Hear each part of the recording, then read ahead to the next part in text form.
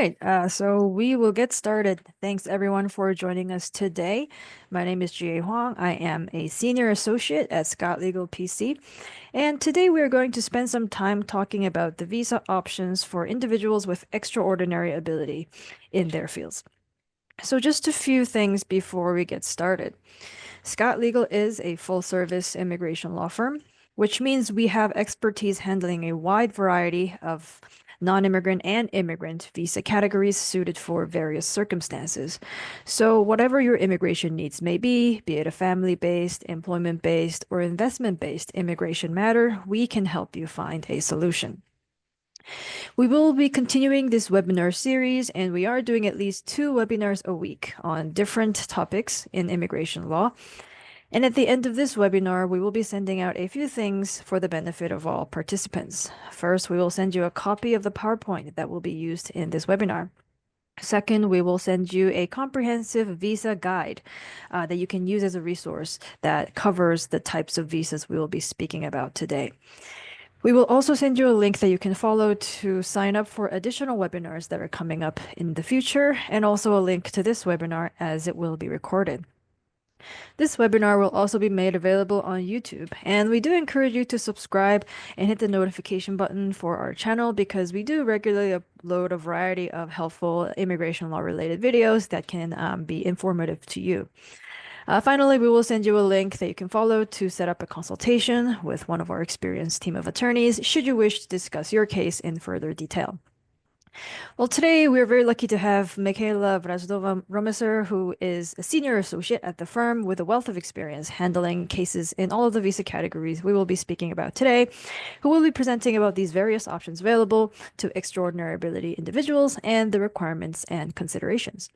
Finally, for any questions you may have, please feel free to add them to the chat box or use the Q&A function, and we will try and get to all questions.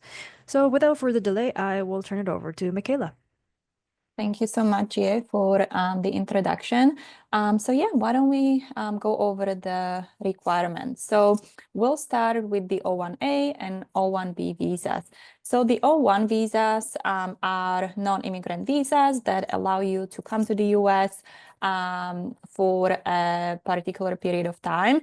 Generally, the O-1 initially can be approved for a period up to 3 years, and then if you file an extension, the extension can be filed for a period of 1 year, or if potentially you will be working on a new set of projects after the initial period of 3 years, the petition could be potentially filed for another 3 years.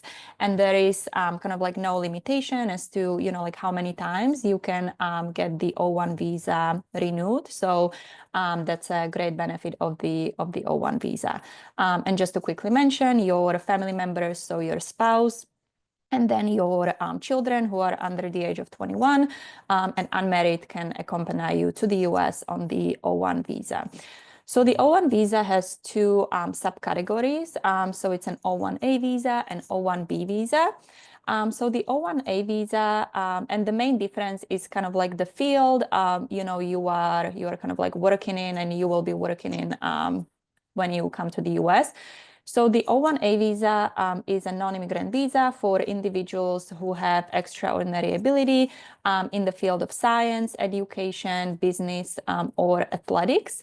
And the standard, how you can qualify for the O-1A visa, is that you would have to show that you are one of the small percentage who have arisen in your field, have arisen to the very top of your field. And we'll discuss what this means on the next slides.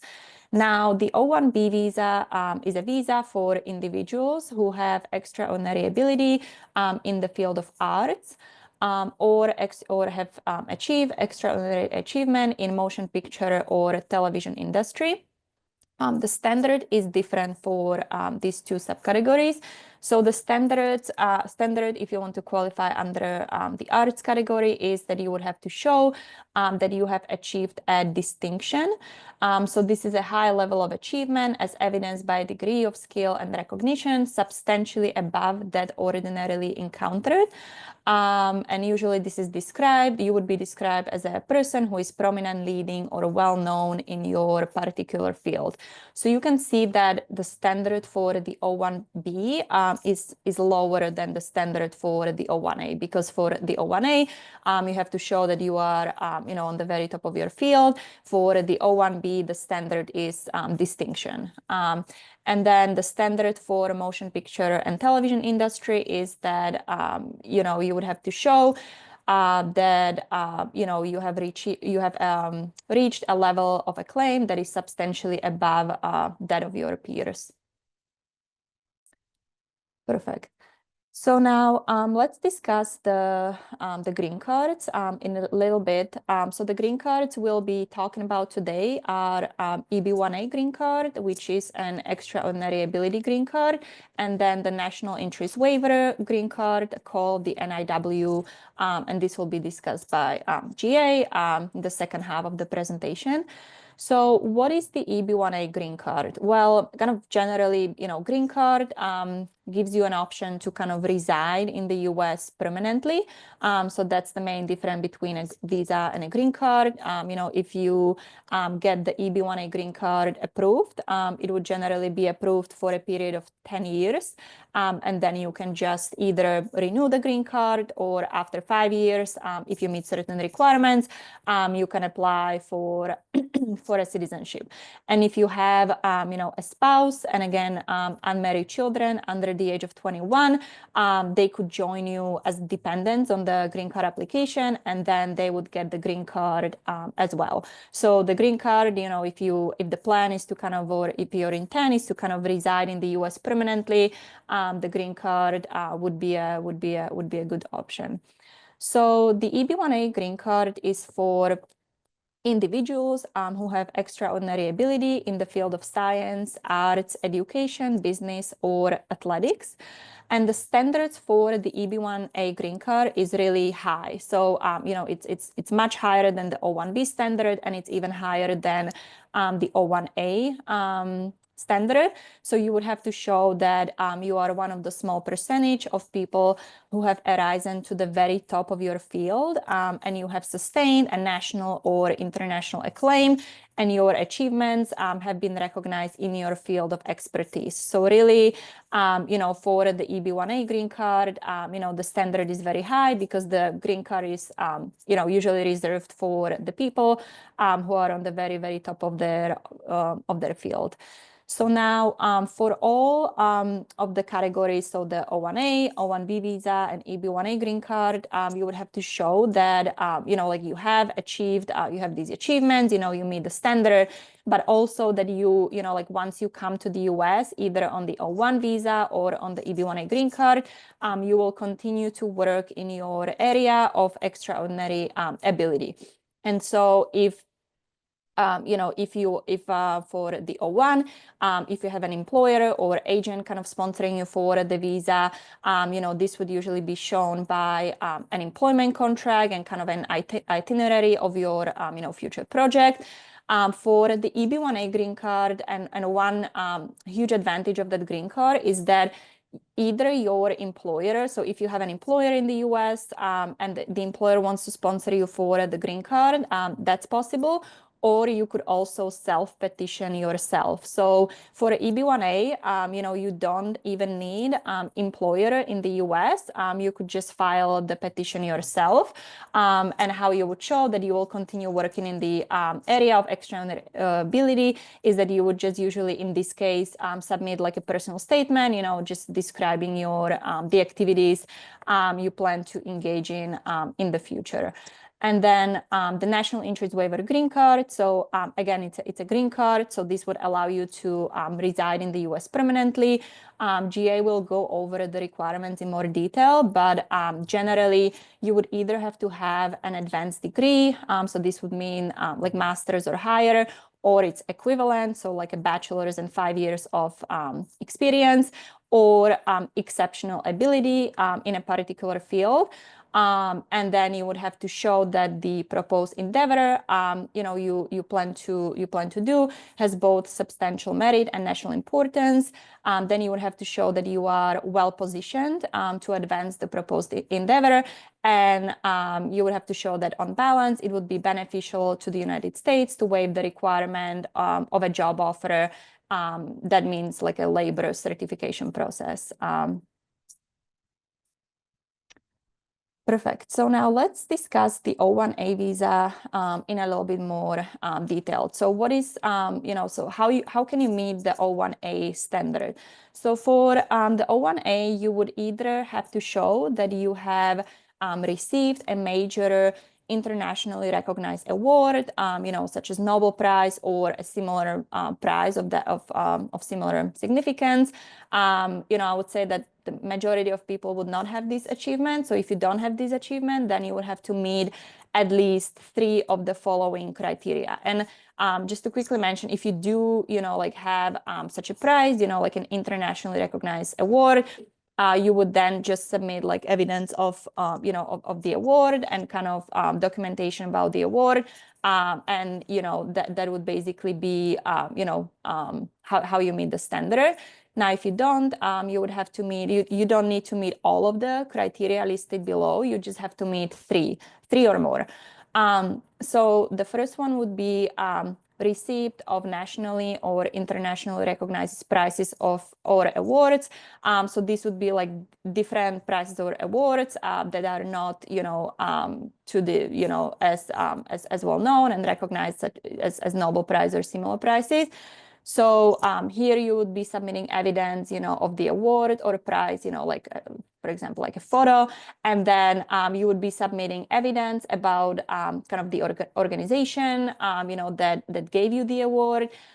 You could be submitting evidence about some past winners, like who got the award. If those people are really, like famous, well-known people in your industry, that's great. You could also submit evidence of other people that were nominated, for the award in the year that you won the award, and just kind of general information about the award. And you would just try to make an argument that, like all these people that were nominated, have also achieved, like a claim in their field, and then, that you then won the award. So, that's why you are meeting the standard.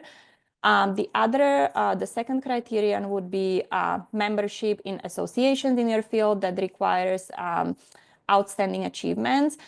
So here, generally you wouldn't want to submit just evidence of any membership. So generally the focus would be on memberships, where you have to kind of like meet certain criteria to become a member of that particular organization. If you just kind of pay a fee and you can become a member of that organization, that's not really going to be that helpful for the O-1A. So you would want to, again, submit evidence, about the organization, the criteria, like who can become a member.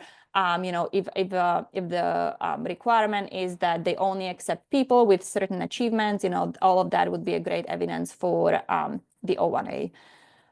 Then the next type of evidence you could submit is published material in professional or other trade publications or newspapers.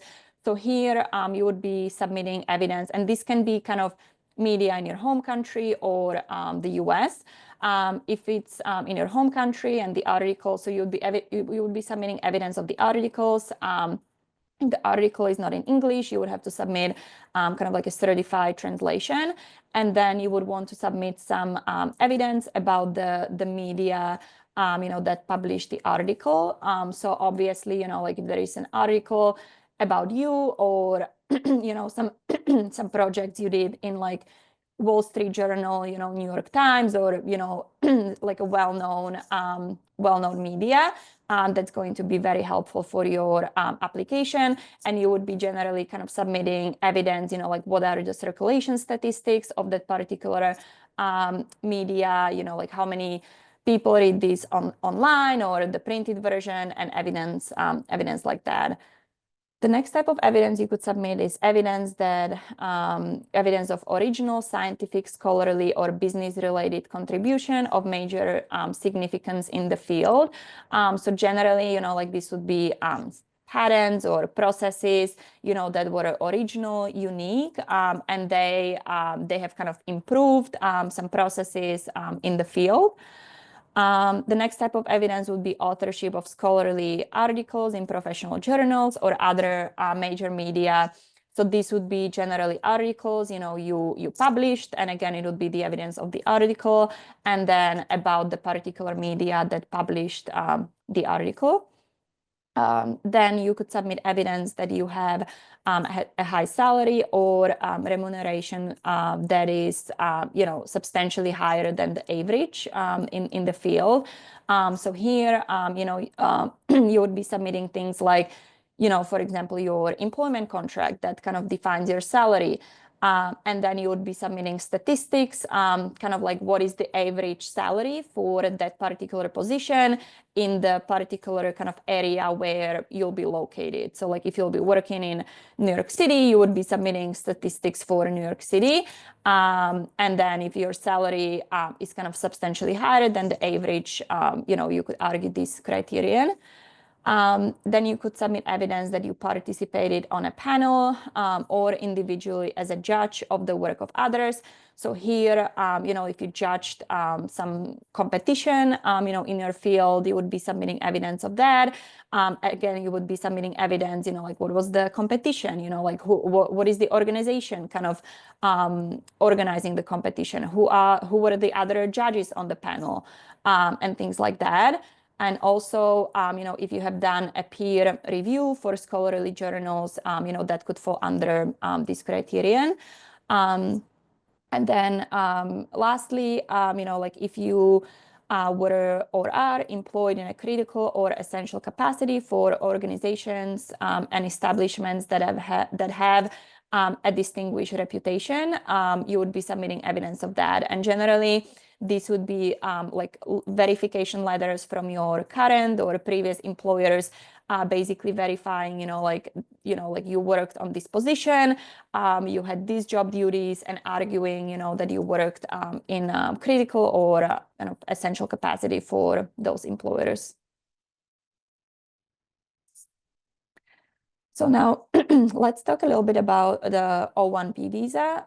So some of the criteria are a little bit similar. So again, if you were kind of nominated or if you received a significant national or international award or prize in your particular field, such for example, Emmy or Grammy, you could qualify just based on that.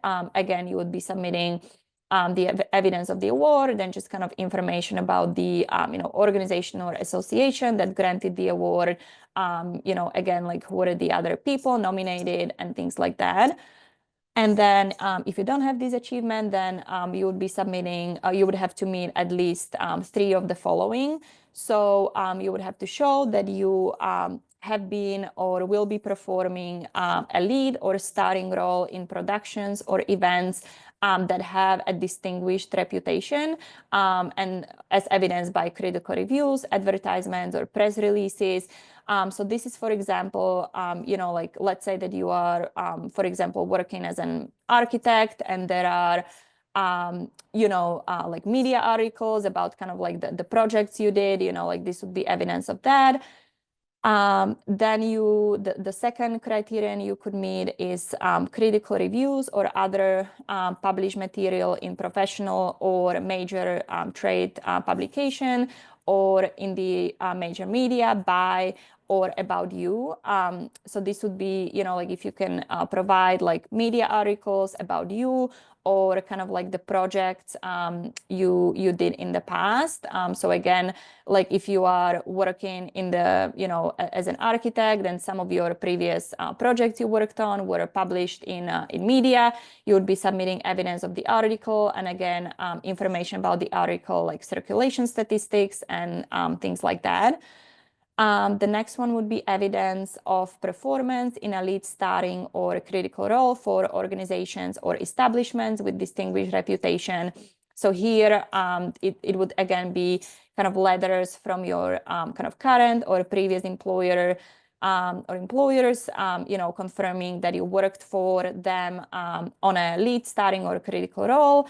And so the letters would have to confirm that, like this was your job title, these were your job duties, like this is what you did for the organization. And then you would also have to kind of establish that those organizations have distinguished reputation. So you would have to submit evidence, like why those organizations, have distinguished reputation. And this would be generally, if there are media articles about that particular organization and things like that. So the next type of evidence you could submit is evidence of a record of major commercial or critically acclaimed success in the performing arts.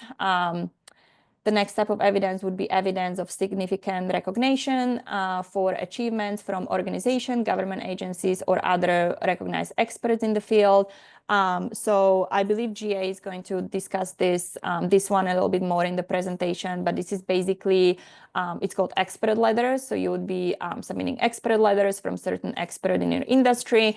Again, kind of like confirming, like the achievements and kind of like, like why they think like you kind of meet the O-1B standard.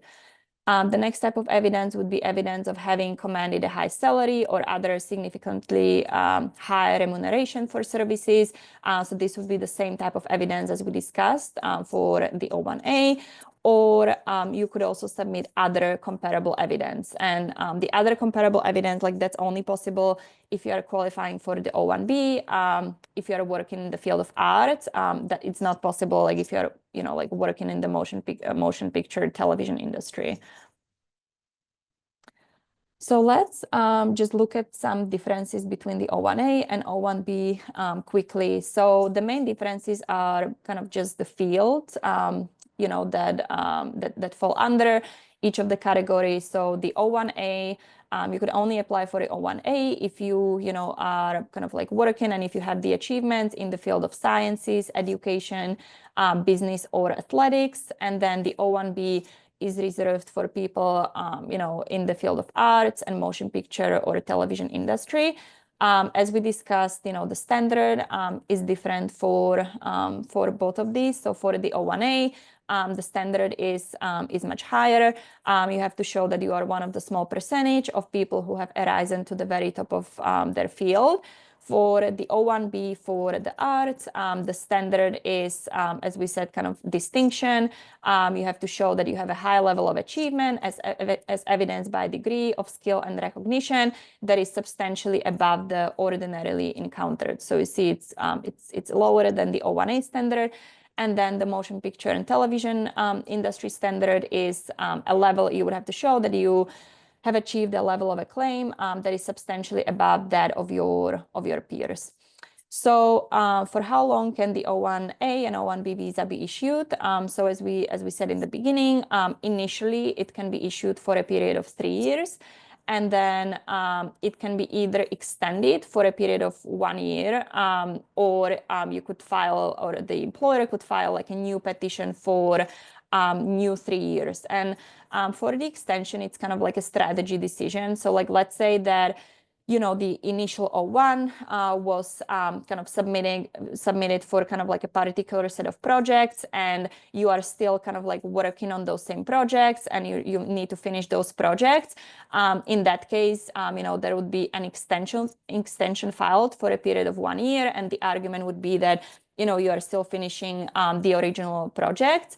Now, if it was filed for initial 3 years, and the projects have been completed, and now you have to come to the US to kind of work on a new set of projects, then there is an argument that the O-1 petition could be filed for a new period of 3 years. So it just kind of depends on like what the future activities will be. And then can your family come to the US? So the answer is yes. As we said, your spouse can come to the US. Unfortunately, the spouses of O-1, they are not able to work in the US, but they can study in the US. And then your children under the age of 21, and if they are unmarried, they could come to the US as well and study. Perfect. So let's discuss the EB-1A green card quickly. So what are the requirements for the EB-1A green card? So The requirements are very similar to the O-1A, O-1B, so we won't be kind of going over them in detail. So generally, you can either show, again, that you kind of received a major internationally recognized award, or if you don't have this achievement, then you would, again, have to show that you meet 3 out of 10 criteria, and the criteria are similar to the O-1A, O-1B criteria. Now, how kind of the EB-1A green card differs from the O-1A, O-1B visa is that kind of the standard for EB-1A, because it's a green card, is just much higher. And so let's talk a little bit more about kind of how USCIS does, like analyzes the EB-1A cases. So in the step 1, USCIS will kind of look at the evidence you submitted, and they will look at whether you meet, like 3 out of the 10 criteria. And if you do, they will kind of move to the second step of the analysis. And the second step is, like why some petitions are approved and some are denied. So in the second step, USCIS will kind of look at all the evidence. They will look at the quality of the evidence in totality, and then they will kind of like make the final determination as to whether you are kind of like among the very small percentage of people who have arisen to the very top of their field. So for example, in the first step, if you submitted evidence that, there were published articles about you, but the majority of the articles were about like not that well-known kind of media, that's kind of like one scenario. Now, let's say that you submitted evidence showing that there are articles about you and kind of like your projects and kind of like the work you do in like very well-known media, like Forbes, like New York Times, and just kind of like really like large media. So like that would kind of like weigh in the second step. So like USCIS would kind of like look at all the quality, like when making the final determination, like did this person kind of like really arise to the very top of their field. Perfect. So now Jiyae will take over and she will discuss the national interest waiver green card. All right, thanks so much, Michaela. So let's talk a little bit about the EB2 NIW, which is a green card pathway, and it can be a good alternative to the EB1A if you are looking for, another option where you could self-petition for a green card, even if you don't have a US job offer and a US company to sponsor your petition. So let's talk a little bit about the requirements because it's a little different from what we just discussed with the EB1A. So the important element to consider when you're considering an EB2 NIW is do you meet the EB2 threshold criteria? Now, there are 2 ways to meet this EB2 threshold requirement. So the first way is by showing that you have an advanced degree in your field. An advanced degree is defined as a master's degree or higher. So for example, if you have a PhD, that obviously will qualify. But also even if you have degrees like an MD, a medical doctor, or a JD, a doctor of law, which requires a bachelor's degree in order to get admission to those types of programs, that could also be considered an advanced degree. Now, let's say if you don't have a master's degree, let's say you only have a bachelor's degree in your field, in which case, one way you can be considered an equivalent of a holder of an advanced degree is if you have a bachelor's degree in your field, and then after you received your bachelor's degree, you've had at least 5 years of full-time work experience, which was progressive. And what does progressive work experience mean? It means that your job duties and responsibilities did not stay the same over the 5-year period, but it increased in seniority and the complexity of the responsibilities you were engaging in. So, for example, if this can be shown in an evolution of job titles, for example, the junior engineer and then senior engineer, supervising engineer, things like that. Or increase in your salary, for example. But most importantly, the difference in the duties and responsibilities, the seniority of the duties that you were responsible for would be important in the inquiry of whether the job experience was progressive. And for that, you do need to also be ready to provide evidence of that job experience through employer confirmation letters. So you would get official letter from someone at the company who can provide official letter on company letterhead describing, the period of your experience and how your, duties changed over time. Now, that's one way to qualify for the EB2 category. The other way to qualify for the EB2 threshold requirement is if you can show you have exceptional ability in the sciences, arts, or business. And keep in mind that exceptional ability is a much lower standard than extraordinary ability, right? So what you need to show by exceptional ability is that you have a degree of expertise that is significantly above what is ordinarily encountered in your field. And you do need to show at least 3 out of the 7 evidentiary criteria that's listed here. So, for example, if you have any degree in your field, a diploma from an educational institution, even if it's not a bachelor's degree, you can use it for that. If you have at least 10 years of full-time experience in your particular field, and it doesn't need to be progressive. If you have a license that's required to practice, evidence you have had commanded a high salary, compared to the average in your field. And importantly, if you can show that you have received recognition for your outstanding achievements in your field of endeavor, by things like awards, by things like, recognition from associations. You can get a letter from a professional association recognizing your contributions, or letters from peers recognizing, what you have done that has really helped advance the field in some way. All of those things can be relevant to that broad evidentiary criteria of recognition for your achievements. So if you can show at least 3 out of those, and if holistically the evidence tends to show that you are someone who is operating at a level that is significantly above what is ordinarily encountered in your field, maybe then you can meet the EB2 threshold by showing you have exceptional ability instead of showing an advanced degree or its equivalent. Now, the important thing to note, though, is that meeting the EB2 threshold is not the end of the story.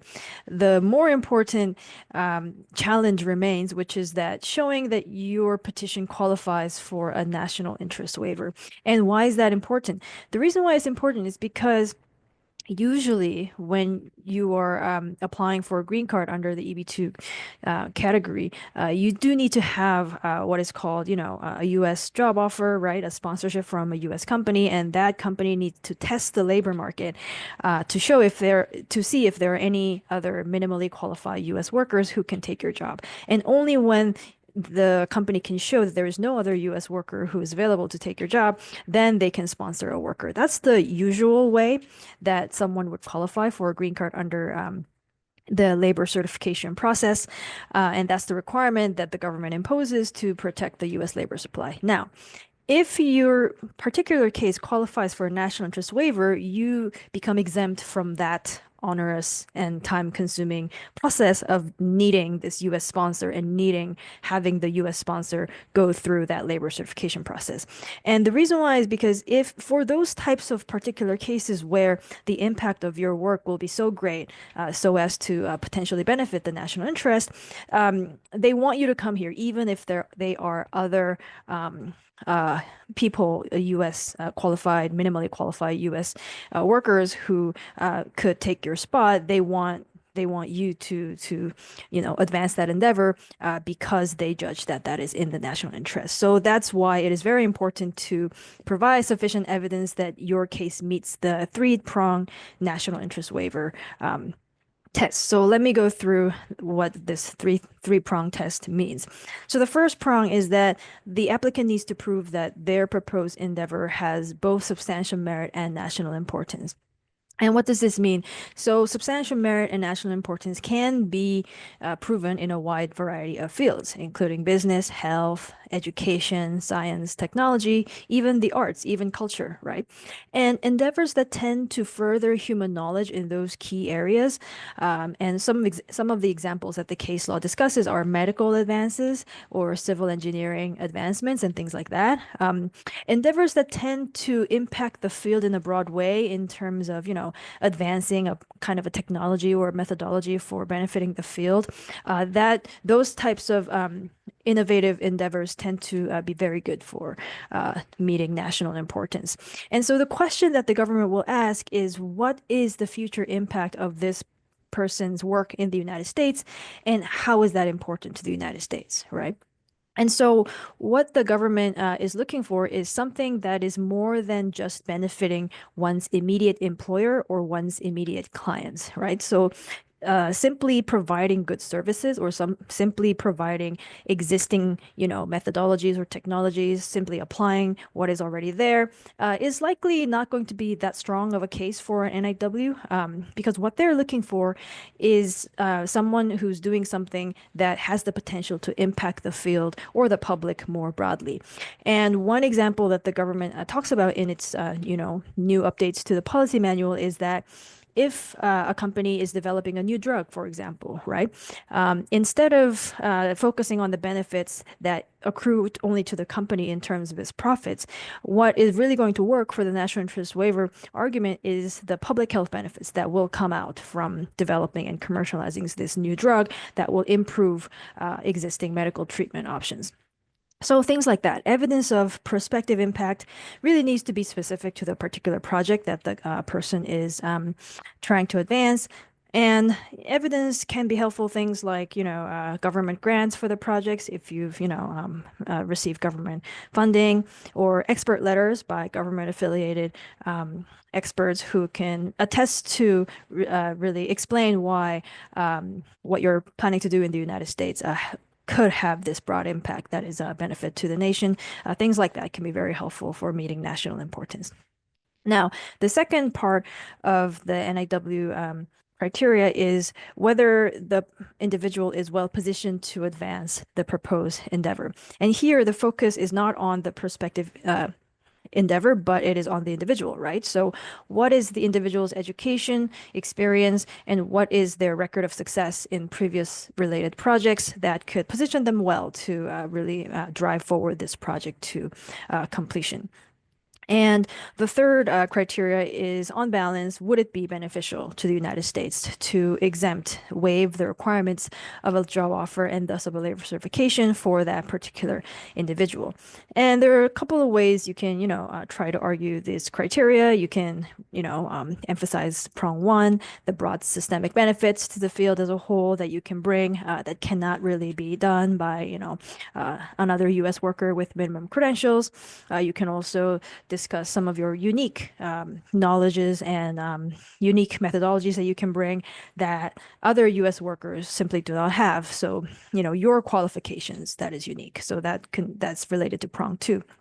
And some special considerations could also come into play. For example, if your particular project has a potential to provide a substantial economic benefit to the United States, high numbers of job creation and generation of tax revenues, that can definitely be a plus. But I do think that more and more what the government is looking for is more of a qualitative advancement. That is important for the field as a whole when they're looking at NIW cases. What importance does this work have to people other than your immediate employer and your immediate clients? All right. So let's shift gears a little bit and discuss the topic of expert opinion letters because they tend to be a very important aspect of all of the visa categories that we spoke about today, including the O's, including the EB-1s, and including the EB-2 NIWs. So what is included in expert opinion letters?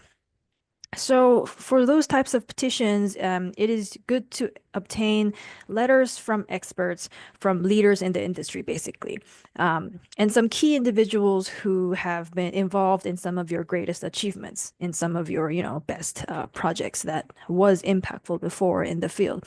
And those types of key individuals can provide corroboration of information that the USCIS doesn't know about what you're doing that really distinguishes you from the vast majority of other professionals in your field. What do you do that is unique? What do you do that is more advanced than, the status quo of your field? And that is very important because what these types of visas are looking for is not just someone who is, doing what everyone else is doing, really, but they're looking for people who are at the forefront of the field and for the benefit of the United States, right? So it is really key to get those testimonials, those types of expert assessments that really give more flesh and bone to, what you're doing and why it's important for the field, why it's considered, a forerunner why your achievements are considered, impactful and important for the field.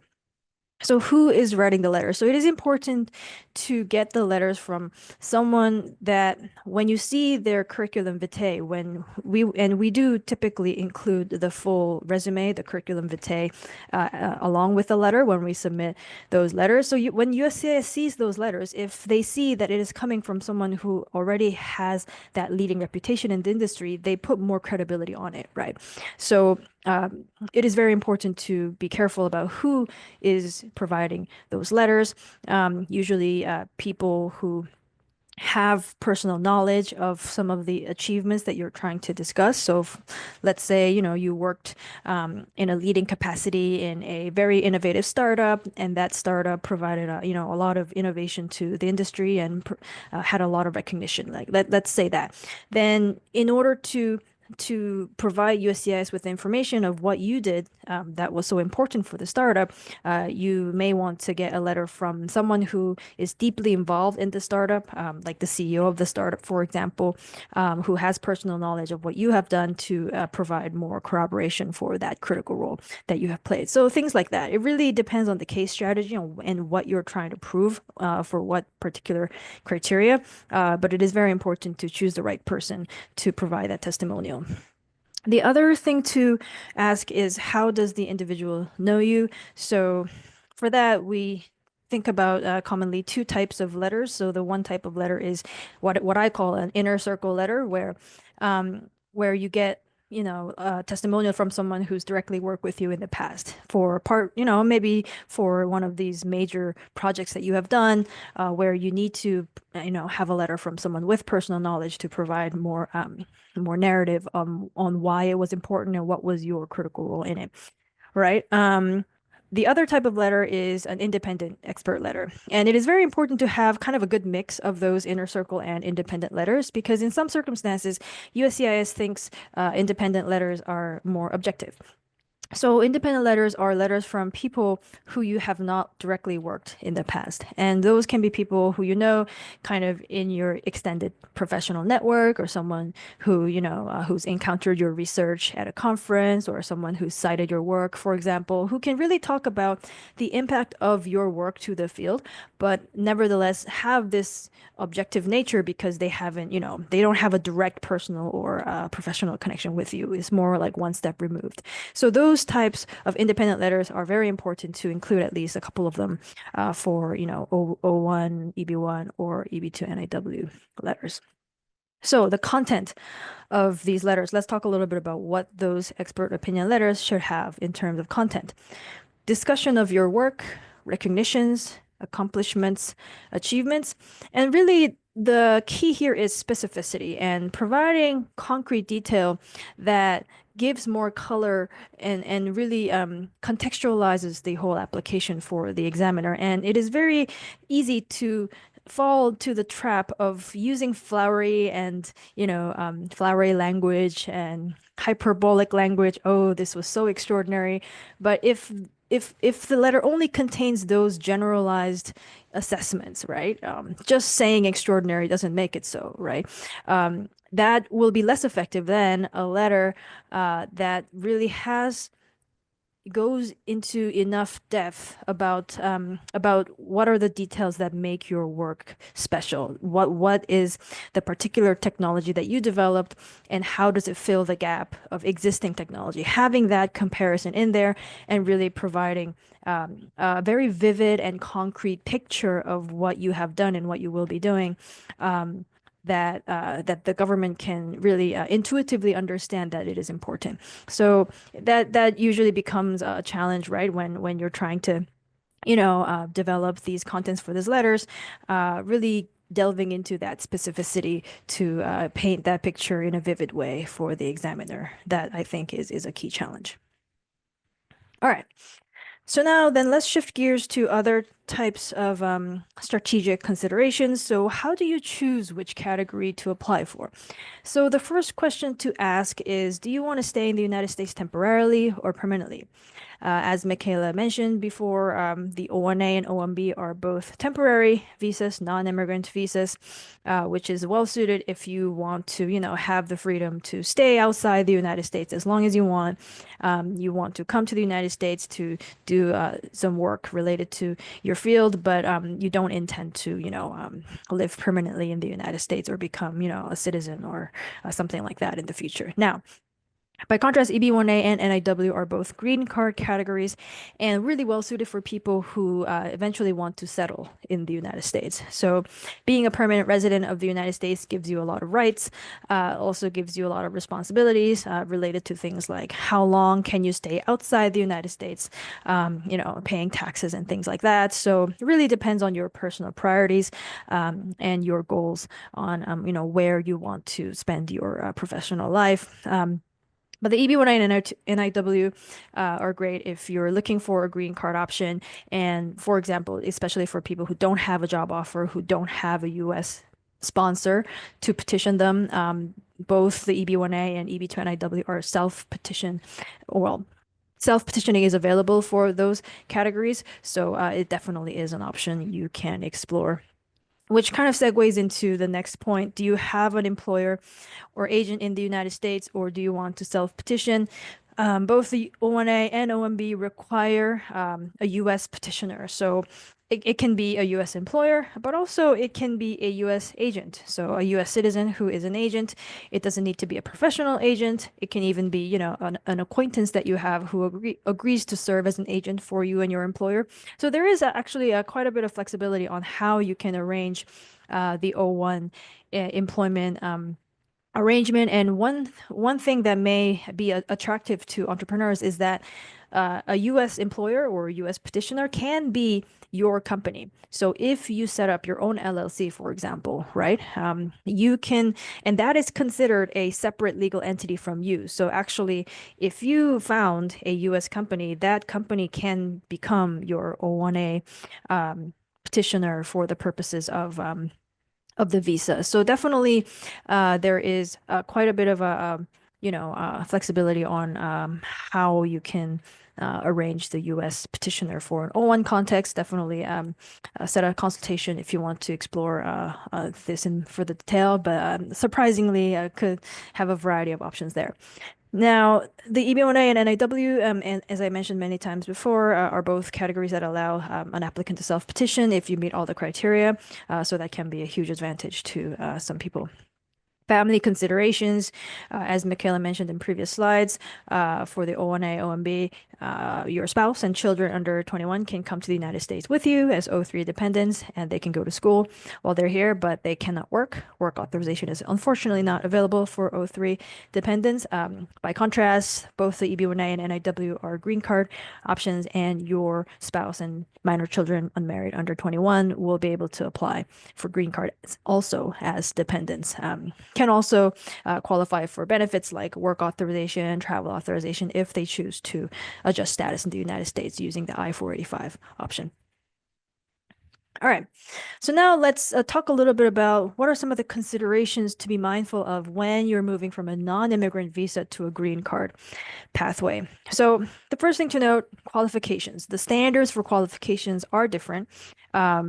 Compared to, the non-immigrant visa options compared to the immigrant options. And definitely, even though the criteria is written in a very similar looking language, in practice, when the government is looking at EB-1A cases, they look at it in a much stricter eye. And they also have this Kazarian analysis that Michaela explained to you about earlier, that really make it more difficult to pass the threshold for extraordinary ability in the EB-1A context, as opposed to the O-1A or O-1B. So that goes to show that qualifying for an O1A or O1B does not mean that you automatically qualify for an EB1A, but it also means that it is a little easier for someone to qualify for an O1A or O1B. So if you have aspirations of, one day applying for an EB1A, you may actually have a better chance at, trying for an O1A, O1B, and that can be kind of a bridge where you are in the United States, you're continuing to develop your profile, and one day you'll have a better case for EB1A. So two sides of the same coin. The other one is timing. So definitely an important consideration is how much time is left on your current non-immigrant underlying visa status, because both the EB1A and the EB2 NIW are immigrant petitions. So depending on what type of visa you have, some visas may be harder to extend or be subject to more scrutiny once you make steps to, qualify for the green card, even by just filing the I-140. In some circumstances, that can pose more risks. So, for example, a TN visa is a good example. After let's say you are on a TN and you need to, renew your TN in a couple months, but before that, you immediately filed an I-140, and then you try to go to the border to renew, and they will see that there is an I-140 filed on your behalf, and they will be like, "Hey, why don't you, try to convince me more that you don't have an immigrant intent in your, when you're applying for this TN work authorization, right?" So you may actually be subject to more questioning, and in that kinds of case, maybe a better strategy to, go ahead and renew the TN visa first, and then take, action if it makes sense for you to apply for an I-140. And all of these things are very complicated questions, so fact-based questions. So if you, want to set up a consultation to discuss that, we will be happy to, run through the risks with you. Family. The other issue is that if you have children who are minor children who may need the green card, definitely a good idea to file for an immigrant petition earlier than later to avoid issues with aging out, because there is that limit for the child to qualify for a dependent immigrant visa as your dependent. So the last question to go over before we go to the Q&As is, are extraordinary ability categories available for entrepreneurs? And the answer to that is definitely yes. The first thing to note is that EB1A and NIW are both categories, green card categories, that allow for self-petitioning if you meet the criteria, meaning that both are possible options for entrepreneurs who do not have a job offer or can get a U.S. company to sponsor them.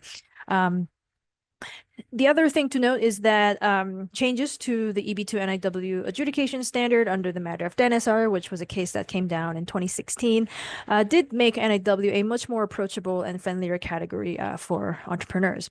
And definitely we have had success filing successful EB2 NIW cases for entrepreneurs, and that remains a very attractive category that can work because, and especially because for entrepreneurs, it may not be practical to, get a job offer from a different company that they own. And if you own, your own company, it is really not possible to have that company be the sponsor of a labor certification petition. So sometimes these self-petitioning options are really the only options for a green card open to entrepreneurs based on employment. I guess there is also the EB-5, the investment option, but that is not, an option that's available for everyone. So yes, it is also possible to apply for an O1A visa as an entrepreneur. I mentioned this earlier in previous slides. There must be a separate U.S. corporate entity that will act as the U.S. petitioner for driving forward the O1A petition. But it is okay if you have ownership over this entity, as long as there is evidence that there is actual work existing in the United States lined up for you and your company, such that you can show a bona fide job offer. It shouldn't matter even if you have ownership over this U.S. entity. All right, so then now we can see if there has been any questions. We'll be happy to answer. All right. I just see one question here. Someone who has a diploma in nursing. Can I get explanations of which visa is suitable for me? And also am from East Africa. So for questions like that, definitely it will be a good thing to schedule a consultation with one of us, and what we'll do is we'll look at your resume. We'll, get in a conversation with you about some of the potential ways you can meet some of the criteria. Um, because each visa category has a different set of different set of criteria. We do want to, have a more detailed look at your background and your credentials. Is there any suggested maximum ownership of the company for entrepreneur? Now, interesting question, and I'm assuming that this question relates to whether, you can use a U.S. company to act as the O-1A petitioner if you are, interested in becoming the beneficiary of the O-1 petition.